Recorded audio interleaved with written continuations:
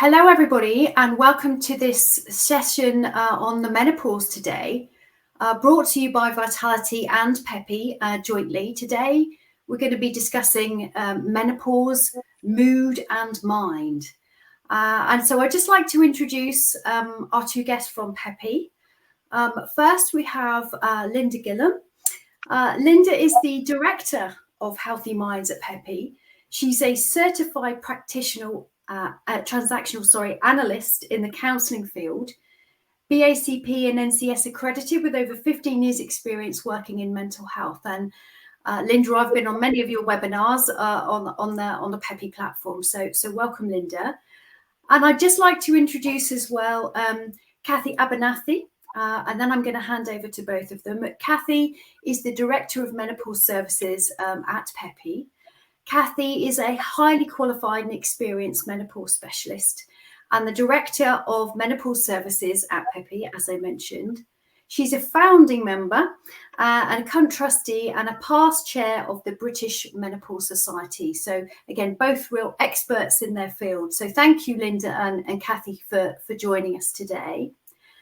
Can I start, Kathy, with you? Can I start just exploring a little bit more around the Peppy services, but before we go into that, the menopause symptoms, because I know it's a field that a lot of people don't know much about. Sure. So can we move the slides on? Thank you. Yes, I mean, a lot of people say that they're not prepared for the menopause. They don't quite understand what to expect. And that's even those of us that are going to experience it. Those people who are never going to experience menopause won't have had any reason really to find out what the menopause is and the impact it might have, unless you have someone close to you who has gone through the menopause, and then you can be quite sure that you'll have some idea of what they experience. What actually is the menopause?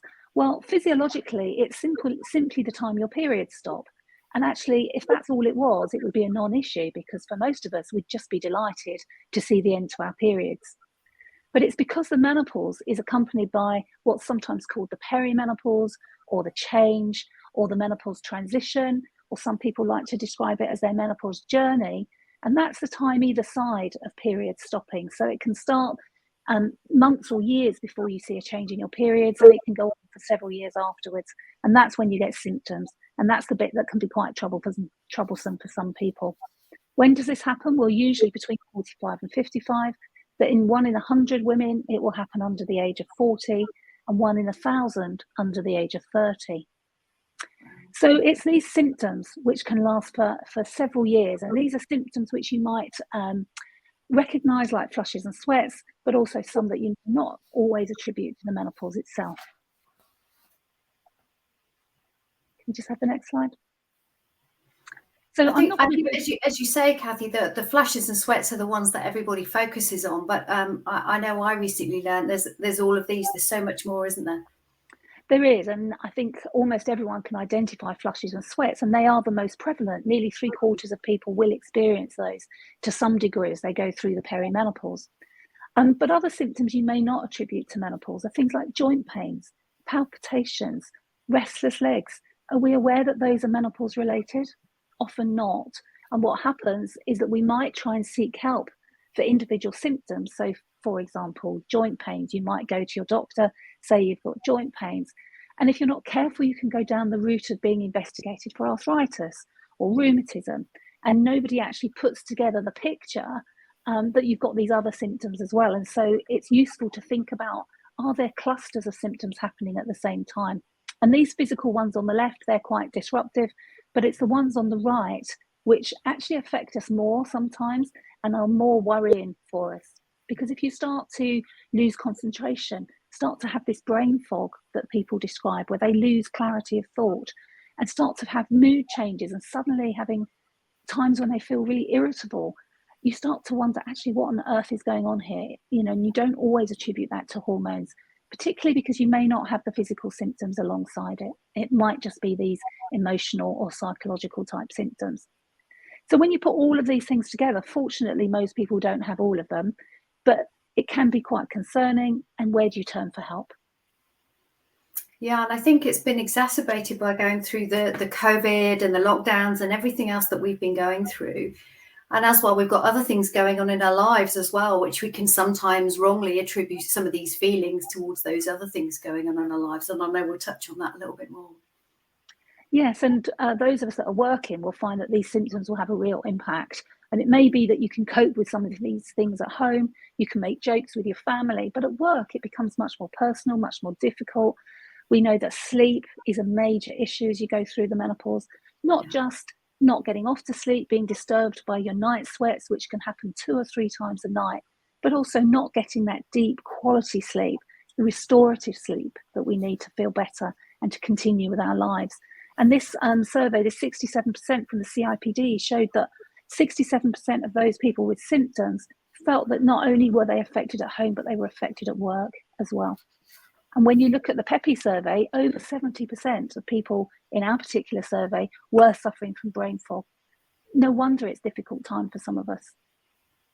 And the sleep that you mentioned there, is that difficulty getting to sleep, difficulty staying asleep, waking up too early? Is it all of the above? It's all of the above, Pippa. And it's interesting that it could just be that you get off to sleep really easily, but then you're woken by these night sweats, and they can go on night after night for many, many months. And that can be really disruptive. Once you've woken with a night sweat, you're feeling really uncomfortable. You turn the pillow over backwards and forwards, trying to cool down. You change your bedclothes sometimes. You prod the person that's next to you, because if you're awake, why shouldn't they be awake too? And it can cause issues then the next day. So it's disturbed sleep, it's non-restorative sleep, poor quality sleep, and sometimes just frank insomnia. And it can make you even more anxious then, because you're not sleeping. So you get more anxious that you're not sleeping, and it's a vicious cycle, isn't it? I know. Yeah. It is. Yeah. So why are these things happening? Why are our emotions, as well as the physical aspects of our health, affected by menopause? I love this picture. I mean, I didn't actually personally design it, but it just illustrates really well what's happening to not just our neurons and things in the brain, but also our hormones. Because if you look at a model when you're taught in medical school, for example, what your hormones looks like, it always looks as if they decline very gradually at menopause. But in fact, they don't. They go up and down, and it's unsurprising that they have a tremendous impact on our emotions as well as our physical. So the hormones are changing. They're changing as we go through the perimenopause. And it's not until you actually get into the postmenopause, so a year or so after your periods stop, that they will finally settle into a very low estrogen level. Before that time, they can really be fluctuating. And it's not just estrogen hormones, it's also serotonin is changing. Things which affect the brain and the emotions are also altering as we go through the perimenopause. And that has an effect not just on the body, but also on the mind. Linda. Yeah, absolutely. As these hormones decline, the effect on the brain can be absolutely massive. But I'm going to go through these in order. So if we think about relationships, you've alluded to this, already, Kathy. If you are in a relationship and maybe you are sharing a bed, just the lack of sleep can cause huge problems, in relationships. The thing I hear most, though, that people experience is that sometimes they say, I don't recognize myself anymore. So for the people around you, it must be even harder, because they're really not understanding, what's happened, what's changed with you, why are you like this? And you don't necessarily have the words to explain. I think that's one of the major problems in relationships, is maybe you haven't got the language to say, this is how I feel, this is how this is affecting me. Again, back to the brain, at the end of the day, that the brain has, is affected by estrogen. So if you think about if there's a fall in estrogen in particular, and the hypothalamus, for example, isn't activated, it can't regulate body temperature as well as it used to. So that's just one example of the effects that this can have. If we move on to thinking about work, we've mentioned this briefly already, but the worry and the anxiety and not feeling in control, this brain fog that you may experience when you're presenting or when you're at work, it can lead you to have low self-esteem, and it can lead you to question, can I do this job anymore? What is happening, for me? Or even with the brain fog, you may start to think, oh goodness, is this dementia or Alzheimer's? And often people's first port of call may be a quick Google, and you're never going to find good news. If you Google these symptoms, you're always going to see the worst case scenario, which can then feed into the anxiety, and we're back into that vicious cycle that we've mentioned. We may have expectations. You know, we may have had a mother that went through the menopause and didn't talk about it. We may have a mother that had very few symptoms. And so when it comes to, you know, our time, we're thinking, well, why is this happening to me? This isn't how it should be, kind of thing. We may also have friends around us that aren't having many symptoms. And this may lead us to doubt ourselves and, you know, and really question what's going on for us. Why am I experiencing this like this when everyone around me seems to be breezing through it? So again, we can make those social comparisons. And you know, this leads into a sense of identity. Our bodies change, you know, our abilities change. But I think for a lot of people, the changes feel like it's towards aging, it's to, oh, everything's over now, you know, this is it kind of mentality. But actually, it's about recreating a different you. This is you going forward and finding the challenges and embracing them as to how you can be different and how you can be a different person in the workplace. Life in general, the sandwich generation, some of us are caring for elderly parents, some of us have uni, teenagers, they're just all leaving home with the empty nest, and we're juggling all these different things whilst juggling all of these symptoms. And I often say to people, if you aren't experiencing any symptoms, can you imagine holding down all these different areas of your world and having no sleep, just one symptom? So there's a lot going on, as you can see. And as Kath said, that diagram illustrates it perfectly. It's just like a big scramble. It is, and I think it's not discussed much as well. So maybe people feel even more isolated, which is the benefit of these sessions. So a picture of me has been put up. It's time for me. What I wanted to do was share a little bit about my experience and my journey, and I guess why we work with Peppy. So my experience is a lot of what you've described there, Linda and Kathy. In fact, it was lockdown. I was feeling not myself, a bit more grumpy, not sleeping, and the not sleeping bit was actually the main problem for me, because I get anxious when I don't sleep at the best of times. I get the restless leg syndrome anyway, but it was just getting more and more and more, and I was getting into this spiral of I'm not sleeping, therefore I'm stressed, and I'm stressed about getting to sleep. So I approached my GP and mainly reported the sleep problem, and the response back, but said maybe it's menopause. The response back was very much, well, don't go on sleeping tablets and have a good sleep routine. And I'd already explained to have a good sleep routine anyway, but nonetheless, these things were happening, and it was really starting to affect me and my judgment at work, and the brain fog that I now know is brain fog. It sort of started, but I couldn't really get any traction with my GP. And I did exactly what you just described. I turned to Google. What support is out there for the menopause? And what I mainly found, as well as the most extreme aspect, was confusion, conflicting information. Some of it seemingly very clinical based, some of it very natural based, and I just didn't know what was right for me. And that's really when we discovered Peppy. And the relationship with Peppy, I guess, was born from there, and understanding that sort of gap in support that's available. But what really shocked me was I've worked in the healthcare industry for 30 years in a guise of different roles within Vitality and previous other insurance companies, and I thought I knew about menopause, and clearly I didn't.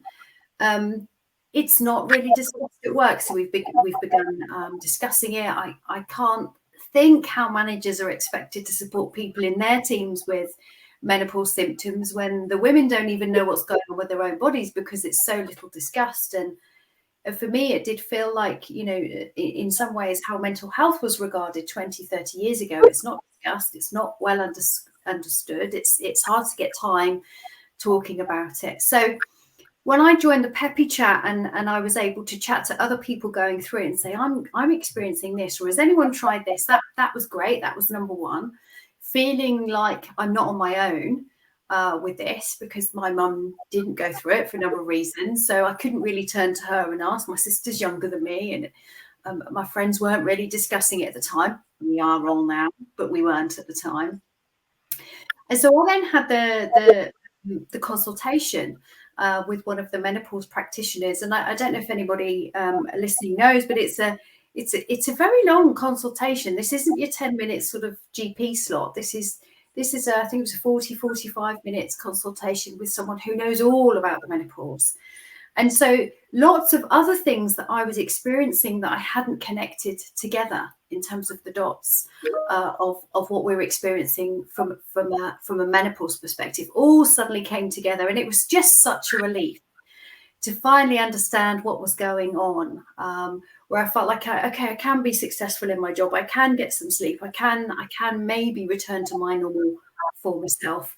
And that enabled me to take, you get a report from that, and that enabled me to take that to my GP and say, this is what I think is going on with me, and this is the medication, in my case HRT, that I wanted to get. And of course they were delighted to help me at that point, because I'd had a full detailed discussion with someone that knows about it, which effectively saves them to some extent having to do that, because they don't get much time in those 10-minute slots or 7-minute slots, however long the GPs get now.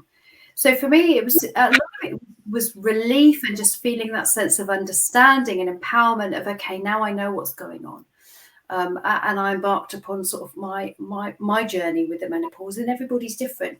I had Friday, I was lucky enough to go on a spa day with some friends, and we spent a lot of our time talking about the effects of menopause on us, the effects of menopause on our family, the effects on us at work. And as you say, Linda, one of my friends is hardly getting any symptoms at all.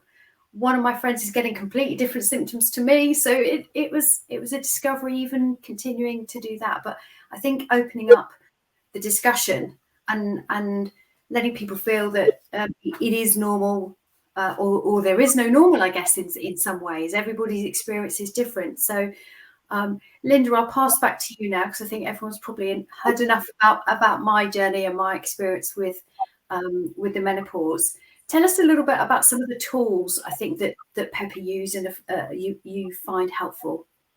Yeah, so one of the main tools is the cognitive behavioural therapy. And this has long been used for symptoms such as anxiety and depression. And there's various different branches of cognitive behavioural therapy. Sometimes you'll see an additional letter. So, for example, CBTI is more pertaining to insomnia. We have a CBTE, which is more for eating disorders. But we also have CBT for menopause. So if I can have the next slide, please. There we go. So if you think about, I'm going to use the example of brain fog and anxiety. And what CBT does is it encourages you to understand how your thoughts are linked to your feelings, your physical self, and then your behaviour. So there's a connection between them, and we call this the thought-feeling link. So sometimes, for example, if you are feeling incredibly anxious about something, it may have been triggered by a thought, such as, I've got to do this presentation at work today, and I didn't sleep very well last night, for example. This day, they then start the anxiety to rise. And then the physical symptoms of that, again, different for everybody, but you may have heart palpitations, you may start to feel quite sweaty, those kinds of physical things that often other people notice then at the same time. And your behaviour at that point is really important, because you may make the decision not to do, for example, the work presentation. You may think, actually, I can't do it.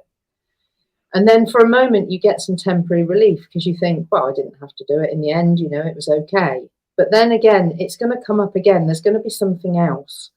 And the more you avoid things, the harder it is to do them next time. So although it feels a brief moment of relief as you make that decision, maybe, next time it's going to be harder, and the time after that even harder. So if you can just pop to the next slide, I've given a little example here. So let's think, people think I can no longer do my job. I'm terrified I'm going to make a mistake. Very common with brain fog, because that does happen.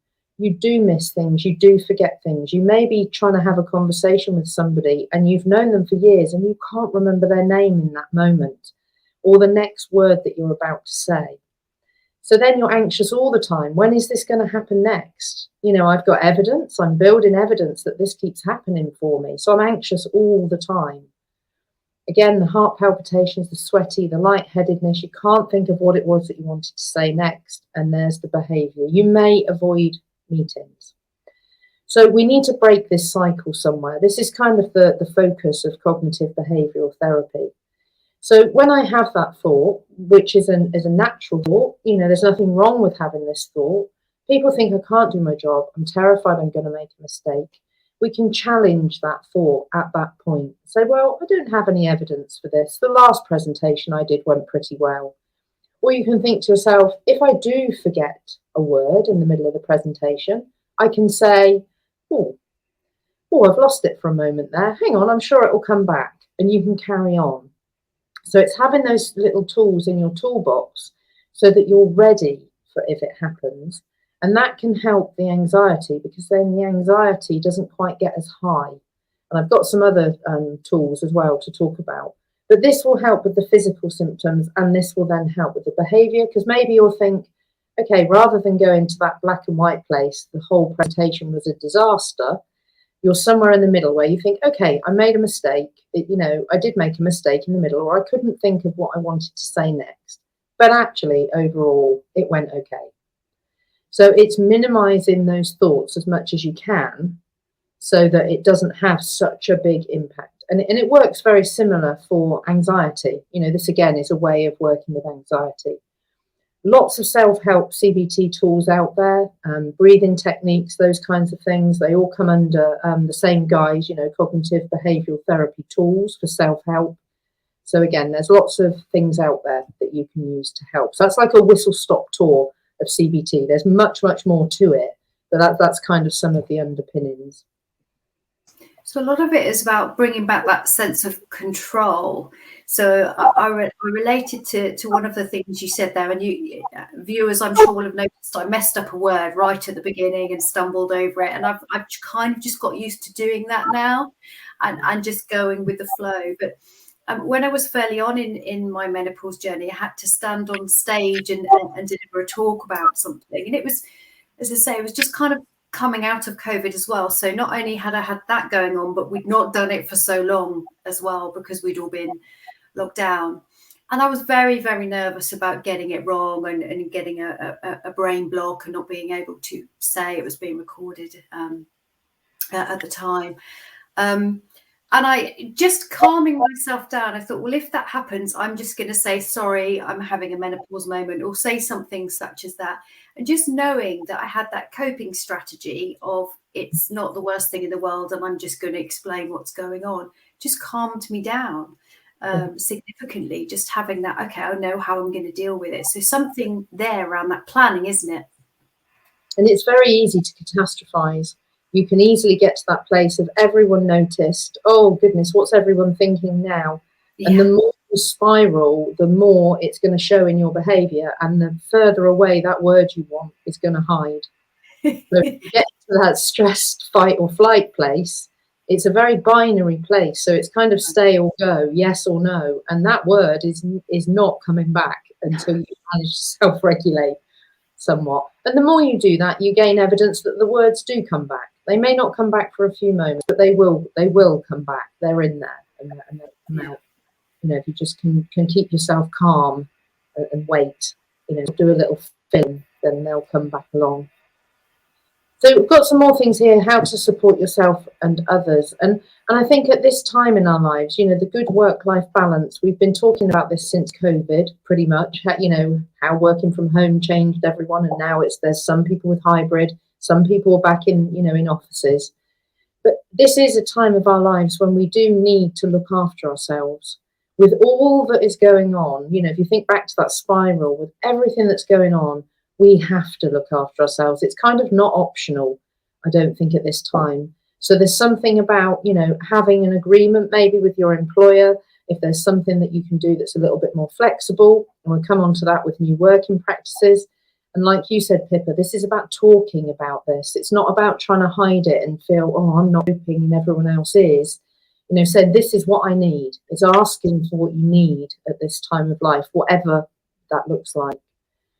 Checking in with each other. Lovely example you gave, Pippa, about talking with your friends, and we can all raise awareness on a small scale as well as on the bigger, campaigning scales. Inside the new working practices, Again, there's something around, you may need different things in your workspace than you did before. You may need to be nearer the toilet, for example. You may need to have a cooler temperature. There are things like this where you can, again, asking for what you need, because nobody's going to guess maybe that you need these things. So it's establishing new working practices. Maybe there's a meeting that you have a long commute to, and instead it can be held online. So you are more of a hybrid, workplace. So you're establishing all the new routines and things that you need. Making use of technology, the same thing. Can you have a quick chat online rather than going into what you might know is an incredibly hot meeting room, for example? And also the support tools, which we're going to come on to. And I've got some short and longer term ones, and then we've got some more on the slides following of what support's available. So my two favourites on here are at the bottom for in the moment. The first one is the hand on heart, which is literally what it suggests. So this one is very discreet, and often people don't question what you're doing. So if you just want to ground yourself for a moment, you can just place your hand over your heart and start to breathe deeply. And it can bring about that moment of calm. And it's physiological. So the reason it works, in a nutshell, is because if you are in that stressed state, you would need the flood of adrenaline, etc., to get you out of it. So you'd be running or fighting, whereas you're sending a real physiological message to yourself, to calm. I don't need this, and with that deep breathing.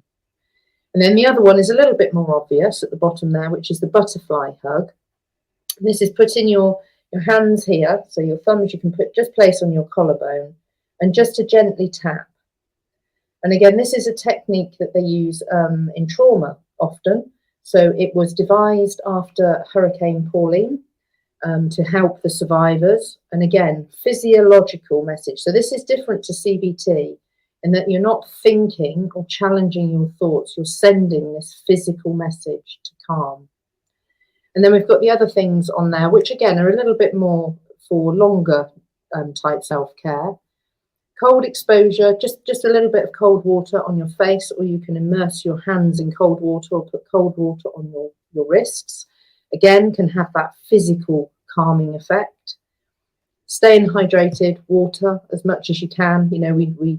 A lot of the menopause symptoms include things drying various parts of our bodies, so it's always good to keep us as hydrated as possible. Regular sleep routine, which we've talked about. There's a very good technique to get you back to sleep, which is called the 4-7-8 method. So if you do find that you wake during the night or early in the morning, this is something you can try. And what that is you breathe in through your nose for 4, and then you hold for a count of 7, and then you blow out your breath to a count of 8. And I think it's a combination of the numbers, the counting, the focus, and the breathing that can help you drop back off to sleep. The other thing I would say, the other tip for sleep is if you do wake during the night or early in the morning, is trying to look at the clock, because that can send that CBT cycle off on a tangent. It's only 2 a.m. Oh my goodness, I've got such a busy day tomorrow. I'm never going to manage it. Whereas if you don't know the time, again, it's less likely that thought process in particular will trigger. So you can see there the diaphragmatic breathing. So that's the one I'm linking with the sleep. And then we've got laughing and dancing. And I've put that in because there's not much to laugh about for some people during menopause. So I think it's just an important reminder that maybe we can, have a laugh together about some of the symptoms. And dancing covers all bases. You've got a bit of exercise in there and hopefully a bit of fun too in what can be a really difficult time. Linda, you mentioned exercise there. I know diet, exercise, and certainly alcohol can play a part in all of those things that you referenced there. Just before we get into the how to access Peppy and everything, how do those things play a part in everything that you've described? Is it a major part, a minor part? I think it is. I hear a lot, from people that are struggling with symptoms. There's a lot about alcohol where people maybe can't drink alcohol anymore because of the effects it has. It has a much more dramatic effect for them. So a lower amount, can lead to quicker drunkenness, basically. Yeah. It doesn't metabolize in quite the same way. So some people do choose to avoid as much alcohol as maybe they drank in the past. Diet, there's many benefits around the diet, etc. Again, you may find there are some things that you can't eat anymore. They don't agree with you. And the other one, what was the other one you mentioned? Exercise. Oh, exercise. Yeah. Exercise.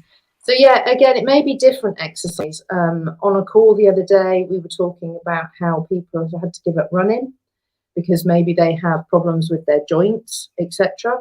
And yet they found something else. There was one person on the call who started to do calisthenics, which I've not heard of since the 70s, I'll be honest. But things like yoga, personally, I go swimming. I find that much easier, on my body now I'm at this time. So I think it's finding the right exercise that you enjoy. I think that's the main thing, and that you feel able to do. Do you want to add anything to that, Kathy? I think I'd just add that all of those things affect not just the emotional and mental well-being, but also the physical health. So if you're doing your exercise supposedly to, for your weight management and for your bone health and for your cardiovascular health, but actually you're improving your mental well-being as well. So it's a person approach.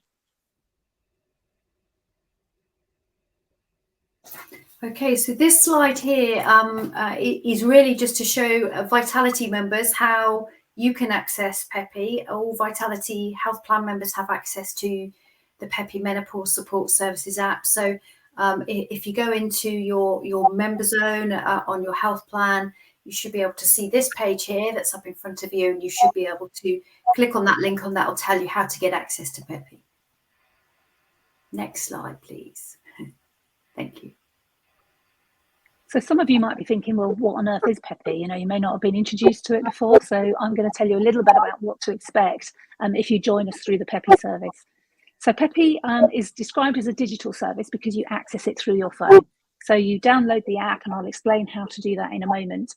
But once you're through to the service, that's the end of the digital bit, really, because you're then talking to real people, real nurses, people like me, nurses who are experienced women's health nurses with extra training in menopause and who really know their stuff. And as soon as you get into the app, you can start talking to us. So you can talk to us through the one-to-one chat, which means that you send us a message, we send you a message, a little bit like WhatsApp, and it's a completely different system, but similar to WhatsApp. And you can ask anything you like around menopause. In fact, people often ask us about things not to do with the menopause, but actually menopause is what we're expert at. And that's available Monday to Friday, 9 in the morning till 9 at night. And that may be enough for you to have your answers fairly quickly. However, you might want something a little bit more in-depth, as Pippa described earlier on. Maybe you want to really get into the symptoms, the way that they're affecting you, and try and find out what options are available for you to alleviate those symptoms, but also to look after your health for the future. Because I'm really keen that people know that it's not about surviving menopause, it's about looking after your health for the future as well.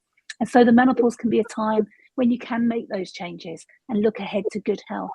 So we can help you through the 40-minute consultation.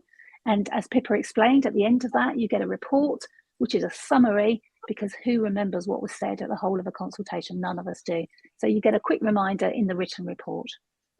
Maybe you're interested in talking to other people, particularly around weight management, for example. We have peer-to-peer groups where you can talk to others going through a similar situation. You might want to attend some of our events. We have lots of events around topics specifically related to menopause, but also around events and life events that happen to us around the time of the menopause. The menopause typically occurs at around midlife. So there's all those midlife issues that we want to talk about. Managing health, anxiety, low mood, working, talking to your manager, managing children, talking to your teenagers, children leaving home, children not leaving home and coming back. It's a whole spectrum of issues. We can talk about all of those in our events as well. And we've got a whole library of resources which I've put together, so you can trust it. It's reliable. It's in line with clinical guidance, a best practice in the NHS, and also nice clinical guidance. So videos, articles, things that you can listen to, you can watch, you can read, and there's literally hundreds of things on menopause there. So you can dip in and out as much as you want, and you can do it over a period of time. It's not a single point of access. And that's the thing with the menopause. It will be a transition. So today you might want information about one thing, but in 6 weeks or 6 months' time, you might want to explore something else. And we can do all that with you through Peppy. So how do you actually register? This is quite a lengthy slide, but it's actually really easy. All you need to do, if you're ready now, then you can just put your camera onto that QR code and it will take you straight to the Peppy app on your store. But otherwise, you search for the Android or the Apple store and you look for Peppy Health. And you'll know it's us because it's a yellow square, the color of the text here, with a purple P. So it's the Peppy Health app and it's yellow with a purple P. You download it, and then once you download it, you choose I'm a Vitality member and you go through to the welcoming menu, if you like, and you'll be invited to give us some basic information about yourself, just so that we can begin to help you in a way that's most relevant for you. And that's it. You're registered. You're in. You can talk to one of my team and you're ready to go with Peppy. Pippa. Thanks, Kathy. Yes, it's great to have that support and know you've got it on an ongoing basis as well. It's just not a one-stop shop and you're done. It's a continuous support service. And as you say, I've accessed it in many different ways and I dip in and out of it on a regular basis as things change for me. Thank you ever so much. We've got some questions, if I may, to pose to you both. I'll have a quick look at who the best aimed at, but you may want to both chip in because I'm imagining there's this link between the physical and the mental health as well. So first question is around testosterone. We haven't mentioned that, but does testosterone make a difference? So I'll start with the physical side. Testosterone is a female hormone. We often hear it described as a male hormone, but women have testosterone too throughout life. And as we go through the menopause, our testosterone levels do decline. But we don't see the dramatic decline in testosterone that we do with estrogen. So we don't inevitably notice it. Some people just acclimatise to the new levels and they never really recognise a fall in the testosterone. For others though, especially if you go through the menopause young or if you have your ovaries removed, then you do notice that sudden drop in testosterone, and that can reflect in the main symptom being poor sex drive. So you just don't have that arousal, that response that you had with normal levels. So for some, testosterone is useful as an adjunct to other types of HRT. Thanks, Kathy. And Linda, does it come into how the mind operates as well? Well, I think the main symptom is low mood, to be honest. That tends to be the one. But again, because everything is integrated, it's hard to tell because people also have low mood for some of their other symptoms. So I think with the mind, it's a little bit harder to say it's this or it's that. Again, we're back to some of that combination, because I was going to mention low sex drive too, which can lead to anxiety in your relationship, for example. So it's all interwoven. Yeah, thank you. Okay, moving on, there's a couple of questions around vitamins or supplements, and I've seen many shelves of vitamins and supplements in supermarkets and health food shops, and I know some people advocate for them very strongly and other people don't feel they're quite as useful, but certainly I know there's risks from a physical perspective that we need to take account of. So Kathy, I'll jump to you first if that's okay around the physical side, and then Linda, I'll follow up. Thank you. Sure. So we tend to think that because we can buy something in a shop or online, that it must be safe and natural. And that's not always the case. Some of these supplements will contain quite a lot of the ingredients, and some of them may have interactions with other medications that we're already taking. So if you are thinking of using supplements, it is worth just, if you're on medication, just check with the pharmacist that there's not going to be an interaction. Or if you've had particular medical conditions, in particular cancers, then again, you should check before using any supplements. There are some supplements, just a few supplements, which I think are really good for the menopause health, one of which is vitamin D. Now, that's something that both men and women, all of us, in fact, should be taking through the winter months. But I think if you're experiencing the menopause, you're at that stage of life, then it's worth taking it all year round. Just a low dose to keep the bones strong. And actually, we're learning more and more about vitamin D, that it's not just physical effects, but also some emotional and psychological effects as well. So that's a good one. And then you might want to think about if you've got a lot of dryness, there are omega oil supplements that will sometimes help that as well. I'll leave Linda to talk about St. John's wort, but that's another one which may be useful around the time of the menopause. And again, St John's wort is again one that does tend to interact with other medications. So that one's a real one to get checked out, particularly if you're on any mood stabilizers or anything like that. So that's a real, please check that out before you start taking that. And the pill. Please check it out if you're on the pill. But yeah, vitamin D again, we're into fluctuating mood, low mood. Those are the kinds of areas that will help with, with the brain. And St John's wort is for low mood and depression. It's more of a natural supplement than mood stabilizers, There are some supplements which are designed for specific symptoms. So, for example, black cohosh is a herb for hot flushes. Isoflavones, which are naturally occurring estrogens, so they're many, many times less potent than HRT. Some people will say that they will help flushes and sweats as well. And the evidence is mixed, but if you've satisfied yourself that there's no reason not to take them, then they can sometimes be worth a try. Thank you. And we have a question around contraception, and someone saying, do they have to have their coil removed? And if they have their coil removed, what should they expect from a menopause perspective? So I would say don't have your coil removed unless there's a medical reason to do so. And continue contraception using your coil until the age of 55. Although if you're using it as part of your HRT regimen, so it's the progestogen part of your HRT, it will need to be changed every 5 years. But if you're not using it for that, it can stay in place until you're 55. That's the first thing. The second thing is that if you take it out just to sort of, I wonder if I'm going to have a period, you may actually find that you have heavy periods, irregular periods. Much better to just keep that coil in if it's a hormonal coil, stay without periods. You won't actually know when you've gone into menopause from a period perspective, but your body will start to tell you because you'll have all the symptoms alongside your coil, regardless of whether you're having periods or not. So no, don't take your coil out just to see where you are in the menopause journey, and don't stop it too soon for contraception purposes. Thank you. And just one last one then. Is there any particular superfoods that can help your mood or how you feel going through the menopause that we can eat more of and that are healthy? Linda, you've opened your mouth. I was going to say, certainly at Peppy, our nutritionists recommend a kind of Mediterranean type diet. So something that's not too heavy on the carbs, fresh green vegetables in particular. I know that introducing some soy and soya products can also have benefits.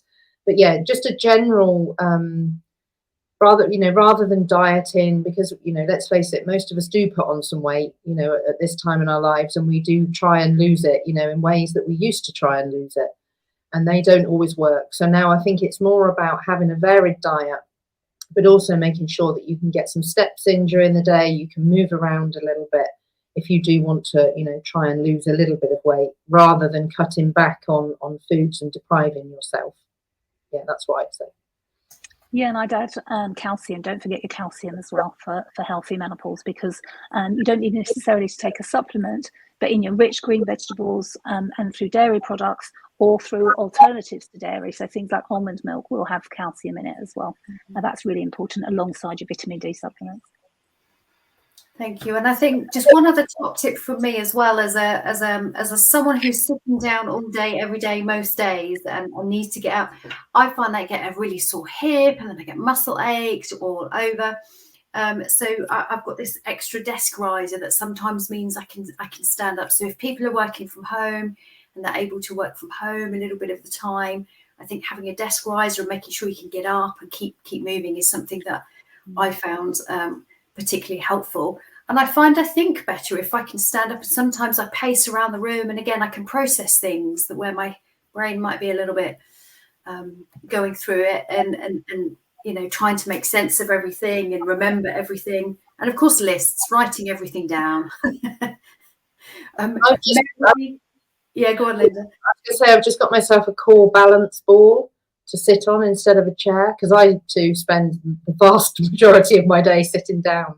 So it's just something that you can wobble. I don't do it for events, but when I'm not at events, you can just sort of work your core with it. And they're just the big ones, are just the right height for a desk. So that's another way that I try and get some exercise in whilst sitting down. What's that? A wobble board, you say? A wobble. It's like you know the exercise, the big balls that you do. Oh yes, yes. And things on, but I just sit on it. Well, I don't think anyone can beat that top tip from Linda. So on that note, thank you very much to Linda and Kathy for joining us today. I'm sure that lots of people will take away lots of different things from this session. So thank you very much, and goodbye, everybody. Thank you. Thank you. You're welcome. Thank you.